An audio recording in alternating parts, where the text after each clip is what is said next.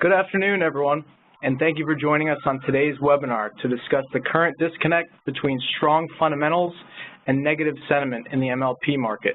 My name is Will Hershey of Yorkville Capital Management, and joining me today from Yorkville will be our Chief Investment Officer, Darren Sharinga. If you have any questions during the course of the prepared presentation, please feel free to type them into the text box in the bottom right corner of your screen. We'll hold a Q&A session at the end of the call, and we'll do our best to answer everyone's question. Before we begin the formal presentation, I just wanted to let everyone know that Yorkville has introduced two new tools to better inform MLP investors in their decision-making process. We've introduced the Yorkville MLP Dividend Tracker and the Yorkville MLP Earnings Tracker. Both trackers are available easily on our website, www.yorkvillecapital.com, and they can be accessed via our drop-down menu under our MLP research section. The trackers are updated on a regular basis and include earnings and dividend data for every single publicly traded MLP in the market. The trackers allow you to analyze quarterly and yearly growth rates, as well as to look at whether reported results came in ahead or behind street expectations. So please check them out if you haven't yet. We hope you find them useful in keeping up to date with all of your MLP holdings. And with that, I'll turn the call over to Darren for his prepared remarks. Thank you, Will, and thank you all for joining us on our quarterly call. As Will stated earlier, it's MLPs, the battle between negative sentiment and strong fundamentals, and I'd almost take that to the point of saying extremely negative sentiment to strong fundamentals. Energy equities sentiment is extremely negative, and we kept it simple. What does negative sentiment mean? It generally means stock prices are going down. And so on this first slide here, we look at four different segments of the energy sector. The first one is MLPs. The second one is XLE, which is the S&P 500 energy sector, and that would be the broadest based measure. XOP, which are your E&P companies, your producers, and OAH would be oil field services, all the companies that support the basically drilling activities to simplify what they do. So for 2017, we're looking at the performance from the beginning of January through current. As you can see, the top line represents MLPs. They're down 13.6% on the year. Next to them, XLE down 15.6%, almost 16%. And then your producers, your E&P companies, exploration and production companies, down almost 30% at 28.6%, and then your oil field service companies are down, over 35% at 36.5%.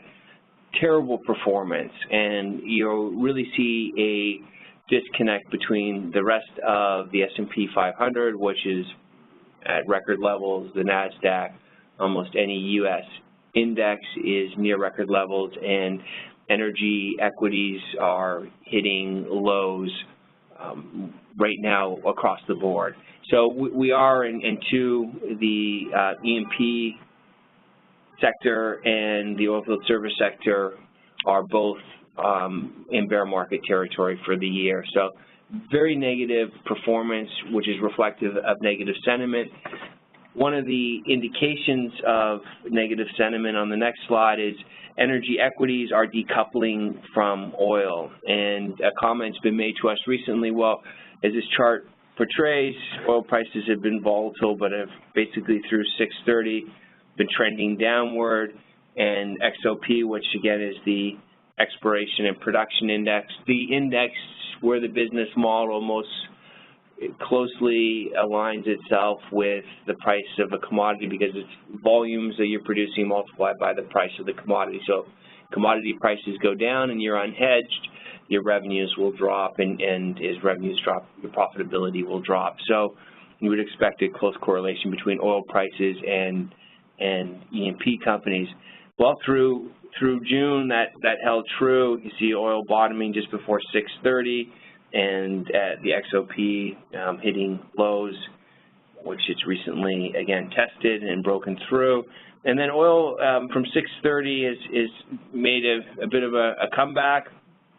As you can see, the line on the top, which is the WTI, oil prices have gone up, and XOP, after moving up a bit, has turned back over and is heading down. So even with oil prices, which are a direct driver of fundamentals for E&P companies getting and trending better, the sentiment around exploration and production companies is still negative. So we're seeing a decoupling, and that's, again, another good indication of really negative sentiment around the whole energy space in general.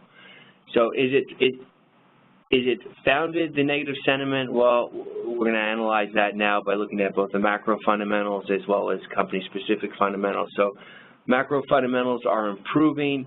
The global oil markets are coming into balance. And from Yorkville's perspective, the most important statistic that we're looking at in 2017 is, are the OPEC cuts working?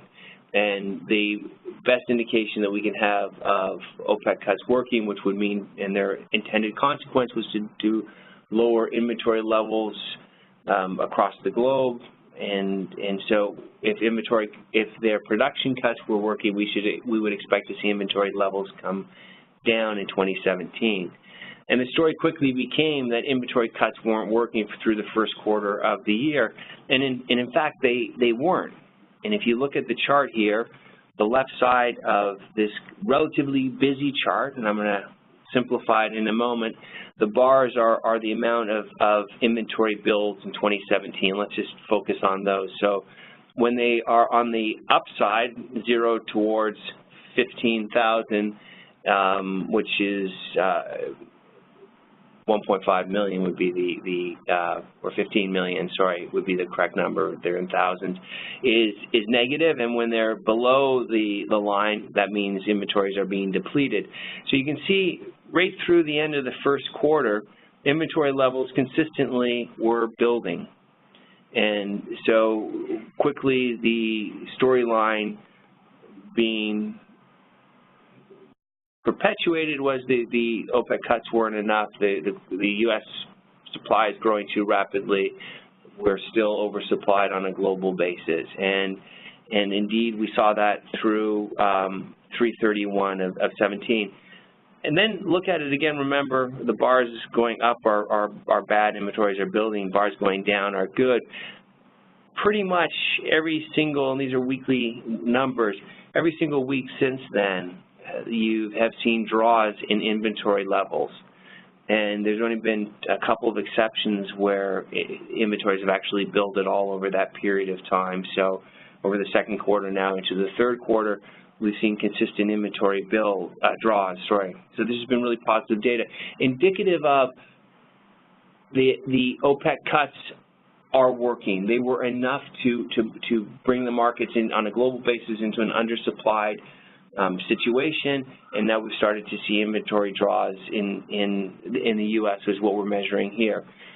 I'd like to point out a couple more features of the chart. It's really probably the most important macro driver right now of where oil prices should be going will be inventory levels. The average, and we looked at data from 2017 through from 2010 through 2016. On average, every single week of the year, week 1 through week 52, on average, what were inventory builds during this period or draws, and then we looked at the min and the max. So the line going through the middle, the line graph that's solid is the average draws or builds over a period of time, and then the dotted lines up above and below are the maximum build and the minimum draws. So that's what we're looking at. As you see here, the trend line, generally speaking, is in the first quarter. Looking at the line, you have building inventories, and as you move into the second quarter, really into the summer driving season, from Labor Day, from Memorial Day weekend on, you start to see draws in inventories. The line is below the 0 mark, so inventories are being drawn, and that continues through September, and then you start to see in the fall builds again, and then over the Christmas season you start to see draws in inventories into December here.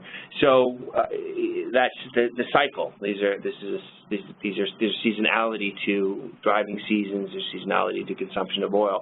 So generally speaking, again, I'm going to take you to the next slide that summarizes all of these thoughts. When you look at oil inventory levels, they're declining at a record pace. So what we're looking at here is, again, from the second quarter through current. In 2017, we've seen a decline of 60 million barrels in essentially the second quarter plus the beginning of the third quarter. On average, from 2010 through 2016, 9.3 million barrels of oil are drawn. That's 6 times greater draws in this year relative to other years. So outside of all the noise that's going on in the market, clearly from a U.S. inventory perspective, and these are numbers reported by the Department of Energy, we've seen 10 times the inventory draws in 2017 that we've seen on average over, from 2010 through 2016, which is a good sample of the seasonality and historical draws. So 6 times greater inventory draws. So again, OPEC cuts are working. And I'm going to touch on a couple more points because these are sort of the arguments on the bear case against oil. The next one is U.S. oil production is reaching record levels. Again, this is from the bear story. This is negative. U.S. production levels going up and climbing are negating the OPEC cuts. Well, we just demonstrated inventory draws are 6 times greater this year than they have been on a historical basis, right? So even with the growth in U.S. production, which has been significant, we're near record levels of production, as you can see on this chart below, that has been enough where the global oil markets have absorbed the increase in U.S. production. So now if we look at the positive side of increased U.S. production, and we're MLP investors, we own the energy toll roads. Any toll road benefits from more traffic. And since we are moving energy molecules, that the more traffic we have, the more production level that we have going through our toll roads, which is U.S. energy infrastructure, is good for our industry. So what we've seen here is a growth in production levels. The bears would say, well, the U.S. is growing too quickly. That's bad for oil prices. In fact, what we've seen is inventory levels with the U.S. growth are still declining at record rates this year. So a second argument that we've heard a lot, and from investors, probably more so from just listening to the media outlets, Libya and Nigeria production, they're 2 members of OPEC that weren't part of the OPEC production cuts, have been growing their production in 2017, and that has also negated the OPEC cuts. And combined, Libya and Nigeria oil production has grown by over 600,000 barrels from the end of 2016 through current, and that's a significant increase in supply. The reason I'm pointing this out is that even with the increase of the U.S. oil production, Libya and Nigeria production, inventory levels are still being brought down. So there's a lot of noise out there, and again, why inventory draws are so important for us. That is the one figure that captures all of these other factors, supply and demand coming into one on a global basis and being reflected in inventory levels. So why is this happening with the production growing out of the U.S. and Libya, and at the same time we're seeing inventory draws? Global oil demand, we've seen robust growth. From 2016 through 2017, demand has grown by 1.4 million barrels per day. We're seeing another growth, forecast growth, and this is coming from the IEA. And IEA numbers are showing growth between 2017 and 2018 of another 1.4 million barrels of demand growth per day. So demand on a global basis, as well as global economy, it's very healthy, and we are seeing a continued demand growth. It also sort of negates the argument that we're at peak demand for oil on a global basis. This is coming from the International Energy Agency, and it's showing that that's quite the contrary. as you'd expect, most of the demand growth is coming out of China and India, so out of Asia and the Middle East, so emerging markets that are so increasing their fleets. In fact, where you have seen in our models, when we look at demand growth going forward, we do have the U.S. is flat from a gasoline demand perspective and declining. And we believe that's prudent. So peak demand in the U.S., even looking at these growth numbers, we are saying U.S. demand is flat and will decline slightly as cars become more efficient going forward and the fleet size doesn't grow as rapidly in the U.S. The flip side of that, there is more demand coming out of the U.S. for petrochemical plants that are being built, and that's demand for NGLs, natural gas liquids. So it's a very dynamic environment that's changing here within the United States. So if we take supply and demand, we have growing demand growth, we have growing supply as well. We look at what does the supply and demand balance look like. These are forecasts for 2017 and 2018, again coming from IEA and Yorkville Capital. Total supply for this year is 97.7 million barrels. Total demand is 98 million barrels. So you see we're slightly undersupplied based on forecasts this year, which again would support continued inventory draws. And then again next year we still show an undersupplied market, demand of 99.4 million barrels a day and supply of 99.2 million barrels a day. Stating these numbers, we're still looking at the U.S. production growth to exit the year next year over 10 million barrels a day. That puts, again, the U.S. energy revolution, which is the not cyclical but secular seismic change that's going on a global basis, is the U.S. is going to be at those levels of production, producing in line basically with Saudi Arabia and Russia, and combined with our natural gas outputs will be the largest energy producer on a global basis. So we are not only the one that are moving towards and are very close to being the largest energy producer on a global basis. More importantly for us as MLP investors, again owning the energy toll roads, that we are the low-cost producer of incremental supply of oil and natural gas to come onto the market. So the growth for capacity as it's needed going forward will come out of the U.S., and that's part of energy dominance in the U.S. energy revolution.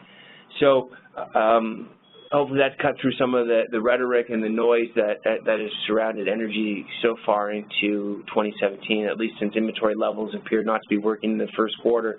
Really that tape hasn't changed yet. That negative sentiment has continued through current. And so how do fundamentals look like on a company level? Well, as the slide here shows, it's a return to growth. And if 2016 is our last MLPB came out over the weekend, we explored this in a little more detail. You can also find it on the front page of our website at yorkvillecapital.com. If 2016 was the year of shoring up the balance sheets, and we saw a lot of that across not only MLPs but the energy space in general, paying down debt, and for MLPs specifically increasing coverage ratios, where historically MLPs paid out 90% of their distributable cash flow, so at a coverage ratio of 1.1. We're seeing management teams just increasing coverage ratios to 1.2, 1.3 times. And that's good. Both of these things, paying down debt, shoring up balance sheets, increasing coverage ratios, they reduce the riskiness of the asset class, which are all good. Reducing leverage, increasing coverage ratios mean distributions are, the business model is less risky, and distributions are safer because there's more of a cover, more of a buffer between the cash generated and the distribution, which means distributions are less likely to be cut going forward. So the actual numbers, EBITDA growth was 11% in the second quarter. That's strong growth on a year-over-year basis. Revenues grew at 10.3%, meaning you had a bit of margin expansion, which you like to see in a cyclical upturn. And distributions grew at 4.5%. Again, MLP management teams have the ability, they don't have to distribute 100% of the distributable cash flow. They have the ability to make determinations. So Distributions coverage ratios have been increasing, and this is indicative of it too. EBITDA is growing at 11%, distributions at 4.5%. The difference is your coverage ratio is increasing. Again, reducing the riskiness of the model, making distributions safer going forward. All of these things being said, growth, less risky business models, improving coverage ratios. MLPs have been the bright spot in the energy space on a year-to-date basis, but clearly they're not getting any benefit from increased production levels in the United States, improving fundamentals, and again, a business model that's been de-risked. So growth, is it a 2017 phenomenon in the MLP space? No, we looked at consensus estimates. We didn't take our estimates. We took street estimates across the asset class, again, going back to our universe index work, which looks at the entire population of master limited partnerships. And the forecast growth estimates between 2017 and 2018, EBITDA, we see accelerating growth. Growth was 10% in the last quarter. It increases by 50% to 15% in 2017 over 2018, this year over next year. Distribution growth, likewise, from 4.5% to 6.3%, again, almost a 50% increase in the growth of distributions on a year-over-year basis. So, again, you are into an asset class that has re-entered its growth stage after shoring up the balance sheets, de-risking the business model in 2016. And on a valuation perspective, when you look at MLPs, we're going back to 2010 here, again, through current, you can see that in a normalized environment outside of the great energy recession of 2015, which lasted into the beginning of 2016, when MLP yields spiked and the asset class was sold off based on weakening fundamentals and oil price dropping by 77%. In normalized environments from 2010 through 15, there have been very few times that yields have been near the 8% across the asset class. In fact, it's only happened a couple of times, and so coming out of the last recession. So there's from a valuation perspective, MLPs are again, historically in a normalized expansionary environment, yields around 8% are attractive. They're attractive even on a relative basis to other asset classes. Currently, because you're getting, and it's one of the back-of-the-envelope ways we look at what the total return potential is. If you're picking up almost 8% yield plus your growth in distributions, it gives you a good back-of-the-envelope way of calculating your total return on the asset class. And to take it one step further, without multiple expansions, so it should be a conservative number. In summary, the macro environment looked good. Inventory levels were declining. U.S. production was increasing. The micro environment, company-specific environment, looks favorable. We've seen significant growth rate this year in EBITDA and distributions, which will only accelerate going in, or is forecast to accelerate going into 2017 and 2018, as well as production out of the U.S. is forecast to grow 2017 over 2018. So strategy performance, you can imagine we moved in line with MLPs and actually had a worse year this year than MLPs as a firm. So we're looking at two of our strategies right now, the Yorkville Growth Opportunities strategy, which is our flagship strategy, and these are the 1, 3, 5 and inception to date numbers. Still attractive if you look at it on a longer time horizon, 10% annualized returns, and we're almost still dealing with a trough situation. We had a recession of 15. We made a little bit of money in 16 for our investors, did very well. Not 17, we're down again. So even at trough levels, a long-term holding period of the asset class, very favorable returns. And so over a 5-year basis, still positive and significant alpha over Larry, and even with our underperformance this year. On a 3-year number, that captures the last downturn. 15, 16 was an up year, now 17 is a down year. Again, down based on sentiment, not based on fundamentals at this point. there's one thing that we've pointed out to a lot of investors in calls, institutional investors as well as individual investors that we've spoken with on one-on-one. And when we look at the attribution analysis of the portfolio this year, there is two securities in the portfolio, EMES and HCLP, account for two-thirds of the losses through the end of June through 6/30/17.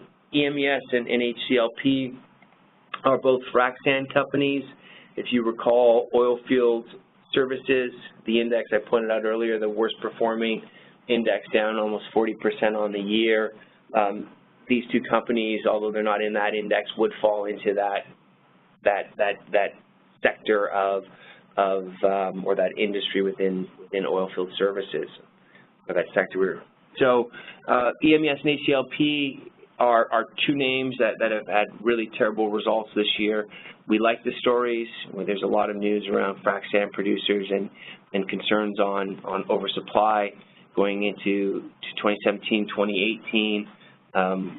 We have our own arguments about it. We're happy to talk to you offline. But again, if you take out those two names, our performance is, again, much better. Like two-thirds of the losses are in two names. So it's not like we're doing something different or anything's changed. It's two names within the portfolio have really underperformed, and which is unusual because the business fundamentals are improving. Revenue is growing, EBITDA is growing. We believe one of them will reinstate distributions this year.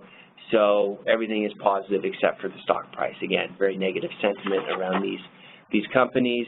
A new strategy that we unveiled this year, the Yorkville MLP high income strategy, it again doesn't have the 17-year track record that our growth opportunity strategy has. So you see different periods, quarter to date, year to date, 1 year, and inception to date. Again, inception to date of the strategy was October 1st, 2015. So it's coming up to 2 years this October. You can see, looking at it on an inception to date basis, 15.7% versus 6.7%, 9% alpha over the Alerian index. It's something that we used to, again, so very good alpha. Let me just stay on point here. If you look at the Yorkville MLP high income strategy on a current yield, it's again yielding 11.1% currently, relative as of June 30th, relative to 7.1% for the Alerian index. So an investor in our high yield strategy is picking up 400 basis points of income, 11% yield, again on companies that our objective again is never to hold an MLP that cuts its distribution, and that applies to all of our strategies on a fundamental basis. So a very attractive, high income, high yielding product with what we believe, again, based on our research, security of distributions, and historically have shown security of distributions over the track record's lifetime. So that's it for my prepared remark. I'm sure there's going to be a number of questions from participants today, because it's a trying market. Sentiment is extremely soured, and it's tough to know what to believe right now. So I'm really looking forward to hearing what you have to say, and I'm going to turn it back over to you, Will. Thank you, Darren. Appreciate the informative presentation. As Darren mentioned, with that, we'll now turn to the Q&A portion of the call. As a reminder, if you weren't here for the intro, if you have any questions that you would like addressed, please type them into the text box. It's in the bottom right corner of your screen, and it looks like we already have a couple, so we'll get right into it. The first question comes in, this lack of correlation that you mentioned, you mentioned it in terms of XOP and oil. Is that something that is likely here to stay? What should we make of the lack of correlation? I'll let you start, and then maybe I'll chime in as well. Sure. So from our investors, the sarcastic comment that we've had has been, well, there's a clear correlation between oils and MLPs and then more generally energy stocks on the way down. And now that we've seen a rebound in oil, the correlation is broken down. And that's what our chart showed too earlier in the slide presentation. It's a legitimate question, though. We would anticipate this lack of correlation is going to break down again as we start to get into a normalized environment here. And we would argue that we're at the inflection point now of that, whether it happens in the next few days, weeks, whatever, over this period. We are at an inflection point where when because MLPs are operating companies that have the ability to increase their distributions, to grow their cash flow, as we measure it by EBITDA right now, to arguably or theoretically infinitely by doing new projects. And oil doesn't have the ability at this point to go up infinitely. It's a commodity. It trades in a range. We expect the correlation between MLPs that have grown their distributions 10% over the year over year in the most recent quarter, where oil has been slightly down in that quarter. That's a breakdown as well, a fundamental breakdown. We've often made that argument. So we would expect MLPs fundamentally to continue to grow distributions going forward, to continue to grow cash flow, and oil prices to be somewhat range-bound in sort of the high 40s to low 50 range for probably the next year and a half is a reasonable assumption. And that's okay because, again, remember, the U.S. is the low-cost producer. Those prices work for us. And for us, I mean for exploration and production companies in shale plays in the United States, and they can operate profitably in certain basins. So, Will, you want to add? Yeah, no, I think you made a lot of the relevant points. I mean, when you look at it historically, this may sound hard to believe, but the correlation with MLPs and oil is only around 0.4. Right now, it seems like it's perfectly 1. I know we talked about that as of late, maybe not, but historically, that's what we've seen. And if you look at the beginning of the shale build-out starting in late part of last decade, early part of this decade through 2014, to your point, oil prices were range-bound. They just happen to be in a different range. But MLPs were appreciating and growing their distributions and growing their businesses in an environment where oil prices were relatively in a range. And although it may be a different range, I think, to your point, they still have the ability to continue to grow and do so. So I think maybe let's move on, but I think correlations maybe not such a bad thing, really, if they do in fact break down. So the next question here looks at kind of what we talked about in terms of supply and demand overall globally, and the question is, what is the potential out there for disruption in terms of demand that could come from technology? And they mentioned electric cars as being potential there. Is that something that is of concern? Not yet. So I think that when you look at disruption of demand on a global basis right now, you are seeing, and it may not even be peak yet, but at least flattening of growth in the United States to turning over. And again, as I said, that's what we're modeling. So as you look at growth in demand, their hybrids and more fuel-efficient cars are having an impact, and a fleet that's not growing as rapidly. More importantly, is having an impact on gasoline consumption within the United States. Developing markets are still adding more automobiles. So even if you had a highly efficient automobile, it's still incrementally more demand for gasoline in these different regions. Again, emerging markets, let's just sort of group them together. That's where growth is coming from going forward. The recession that the U.S. has not experienced this time around from 2008 and through the recovery in 2009, the rest of the world has, more so. Europe got hit harder. Europe infected Asia and emerging markets, again, more generally. So what we're seeing is there are signs of revitalization there, and actually from a global GDP growth, things look pretty good. And we're seeing that reflected in demand growth in gasoline, 1.4 million barrels this year, 1.4 million barrels next year, and then we're at 99 million barrels a day of consumption, almost at 100 million. So when you look at peak demand estimates, they're still, depending on the source, they're still 20 years to 40 years plus out on peak demand. So what happens when we do reach peak demand? I mean, for most of us, that's probably past our investment horizons, and some of us past our life horizons as well. But still, it's a good question. Then, and so let's just say that fleets shift over 100% to electric right now. We had all the infrastructure, and that was a possibility.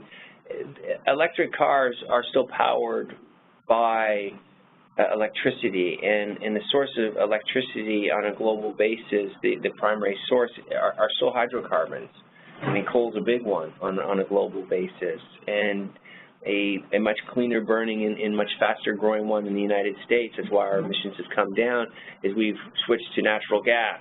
And so really the sort of, when we look at our crystal ball on how do things change in the United States, going forward in MLPs, natural gas becomes a much more important driver of demand growth and of where your pipelines, what type of infrastructure we're going to need, and LNG, liquefied natural gas.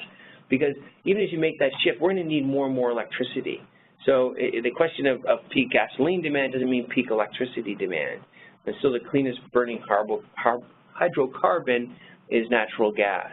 So we see a tremendous amount of opportunity for continued growth in LNGs and natural gas-fired plants going forward. And if there's been an energy revolution in the United States, it's been more in natural gas than it even has been in oil. We have more reserves in natural gas. We have 100 years of reserves relative to our current demand.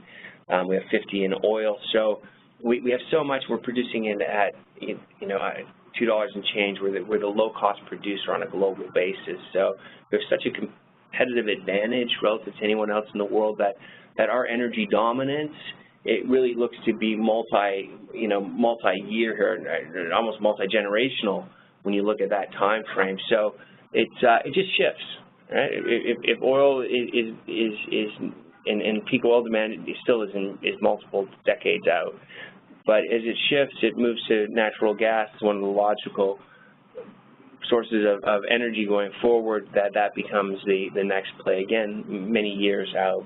But so we're not worried about new technologies, anything replacing it. What would be more of a concern, let me just put this out there, is a global recession. That would be more of a demand destruction than any type of technology right now replacing the investment thesis behind. Yeah, absolutely, and it's a great point because natural gas pipelines, natural gas gathering processing is a huge part of the current MLP and midstream story that gets lost in the shuffle of oil prices are down, sell your MLP type mentality that the market's struggling to overcome right now. And Darren didn't touch on it, but another piece of incremental demand that's coming online are new chemical production facilities coming online in the Gulf Coast that's going to increase demand for your natural gas liquids, which is going to benefit your pipelines for NGLs as well as processing natural gas. So there are different moving parts and different kinds of MLPs. I know it seems like they all get lumped in together right now because we're certainly feeling the pain. We know you are.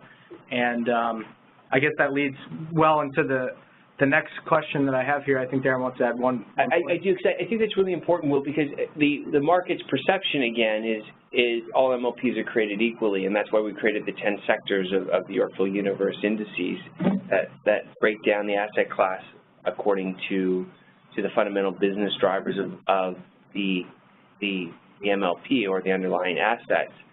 And natural gas is completely overlooked. If you look at who the end users of natural gas are historically, they're utilities. So, and utilities have base load demands. They enter into long-term contracts of capacity, but you haven't seen that. You think all MLPs are tied to the price of oil, basically. Not quite as bad as the chart showed earlier with XOP and oilfield service companies, but to your point, it's just been lost in the analysis. Yeah, and that segues really well into the next question, which is kind of the whole, and it is the million-dollar question that we're trying to answer here, but what will it take to turn around sentiment? And I think that it really is a difficult question, and we don't have a crystal ball, but what do we think could finally turn things around? Well, I think continued good news is you have to go back to fundamentals. And again, quoting Warren Buffett, over the short term, the markets are like a beauty contest.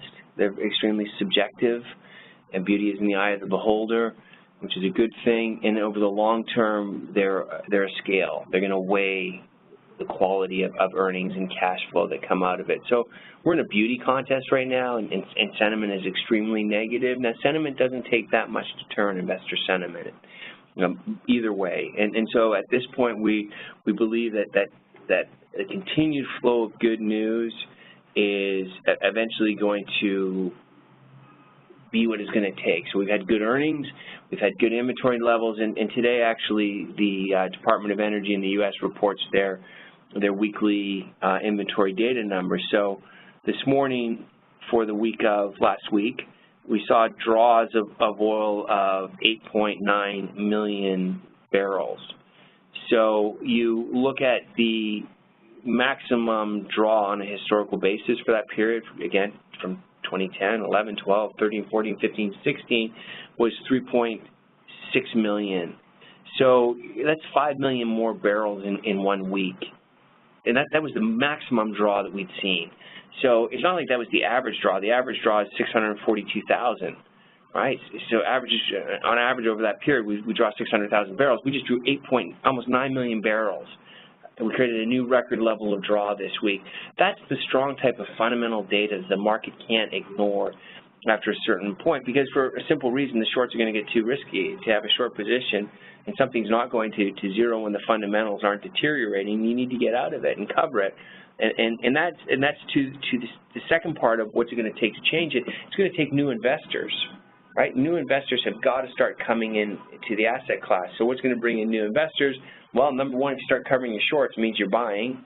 You've got to buy the stocks back to cover them. Short positions are at record levels right now across the energy space. And at a certain point, it's something called a short squeeze, which if stuff starts to move against you as a short seller, you need to cover your position, or you may see your profits disappear, because the short, you can make 100% of your money, and that's if it goes to zero. You know what your loss potential is? Infinite, right? Because you're selling something that can appreciate, infinitely. So I think that's one area where we'll start to see, short covering come here from positive numbers. And two, new investors. I mean, you're starting to look at an asset class now. Our high income fund yields 11%. There were no distribution cuts in the company names in this quarter. So the asset class yields 8% almost overall. It's growing at 10%, and it's growing distributions at almost 5% this year and 6.5% next year. Where do you find that growth? And if interest rates are going up, that's your hedge. That growth in distributions is your hedge against rising interest rates. So it's an asset class that's extremely attractive, and it's just a question of investors, again, starting to come back into the marketplace. And I think the other thing that's in our favor is we see the other segments of the market, which are at record highs. Whether it's the S&P 500, the Dow Jones, the NASDAQ, they're not only at record highs, they're at almost near record valuation levels too. So everything's expensive from an investor standpoint. There's not, in the U.S. equities, everything's expensive. It's not like you're finding pockets of value, except potentially in MLPs and in energy. So that is going to get investors' attention soon, especially if things break here. You're going to have a lot more interest in sort of a relative underperformer, and value money will start to flow into it. So again, I would say that we are near, this good news continues to flow in the MLP space. The good macro news continues to flow out of inventory draws, U.S. production levels, and I think we're sentiment's pretty negative right now. Shorts are at all-time highs. Fundamentals are strong. So I would say that the risk of this asset class to break either up or down, I would take the over, that it's going to break up versus break down at this point. I would have to agree with you there. Moving forward and back towards a little bit more of a macro type question. With the large buildup that we have currently in crude inventories, Even with the pickup that we're seeing and that the market and that the IEA, more importantly, is seeing in demand versus supply, do we see just the absolute high levels of inventory capping where crude goes or where the market goes? Well, yes, and clearly, because you're if you look at a production, and this is a production business, and let's just call it a manufacturing business for a moment, you have two things you can sell. You can sell your inventory. So if you have a lot of widgets already made, you can sell them from inventory. If you have no widgets in inventory, you got to make them. So we have a lot of inventory in oil that we're selling right now because there's not enough widgets being produced, and that's why inventory levels are going down. So if we're producing more widgets than we needed, our inventory levels would be increasing. So in this case, our oil production is less than what demand is, and that's why we're inventory levels are being drawn down. Inventories are being sold, and so the fact that inventory levels are elevated, it means there's a lot of supply that could be sold into the market. And it's back to our point. We don't expect oil, and oil doesn't need to move back up into. And I'll look at the last cycle, as Will said, traded in range $80 to $100. That was the last range. This new range is going to be high 40s to mid 50s, and on the lower end of mid 50s, and that's because a number of different factors. Primarily, that's where the incremental production out of the U.S. makes sense. Where the E&P companies, exploration and production companies, can produce a profit for their shareholders at those levels. So that's where oil will trade, and that's baked in with inventory levels at this range of 45 to 50 days. So yes, inventory is affected, but that's already baked into sort of these price forecasts that we're looking at. Right. So I think, summarize, inventories matter, but it's almost more kind of what marginal supply can be brought on and at what price, and that's right currently the U.S. Correct. I think we'll do maybe one more here, and then we're almost coming up on the top of the hour. And the question relates to natural gas. So how does U.S. natural gas, and we touched on it a bit, but maybe we'll talk about it a bit more, how does U.S. natural gas demand versus supply fit into the MLP story? So natural gas demand versus supply is no different than oil demand and supply. So natural gas is even more interesting to a degree because the only way to transport natural gas is through a pipeline. Right? There are alternatives to move oil. You can move oil through trucks, you can move oil through trains, and we've seen that moving them through trains is actually kind of dangerous. We've had some pretty catastrophic accidents in moving oil out of North Dakota by train. So the preferred method for safety is moving it by pipeline. Natural gas is even different. Natural gas has to move by pipeline. And it needs to be, and the only other choice of moving natural gas is after you process it and make it something called LNGs, which is liquefied natural gas, and then you can transport it by ship. But the beauty is that no matter how you move natural gas from the wellhead to the end users, and whether the end user is a utility or an LNG facility, natural gas is more intensive from a MLP perspective, from an infrastructure perspective, because it needs to be processed. So the natural gas you take out of the ground from the wellhead actually has different components in it that need to be processed. So gathering and processing, and you split it into its component parts, and one of them stays as natural gas, and then the other ones are ethane and butane and isobutane and propane and these component parts, which need to be processed of all natural gas because they burn at different intensities, and these different burning intensities are dangerous if you put them into the wrong areas, namely home heaters. So you have to separate them, which is good because MLPs own these processing plants, and then you ship the component parts out to the different end users, and part of that goes into LNG, and part of it goes into this really exciting area of new demand because the feedstock, natural gas, is so cheap in the United States relative to anywhere else in the world, which are all these chemical plants being built in the United States, which is the first time since the 70s. And some of the papers that I've been reading now, when you look at demand for LNG in the United States, it's starting to add up next year to 300,000 barrels per day of demand based on these NGLs, natural gas liquids. So it's a very meaningful increase in demand. And then the other demand we have is exporting LNGs, liquefied natural gas, all the same three letters, but just mixed up differently.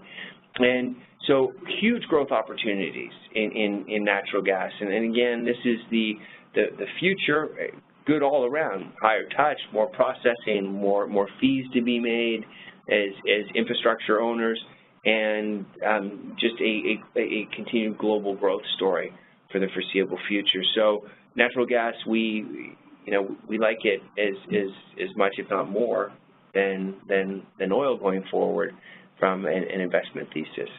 Great, and I think one important piece to note, even amidst all of what's going on in Washington, D.C., we did just get quorum for FERC, which is important in terms of getting new projects approved, all natural gas pipelines as well as interstate oil and refined product pipelines. So that's a positive that kind of has been overshadowed by everything else that's been going on, but is going to benefit the MLPs that are looking to get new projects done. And I think that's important to note, is that MLPs, as Darren mentioned as part of the remarks, last year was making sure that they're going to survive the downturn. Some of them didn't need to do that at all. Some of them that are focused on natural gas, we simply saw the share prices go down, and it was a maybe not generational buying opportunity, but close to it.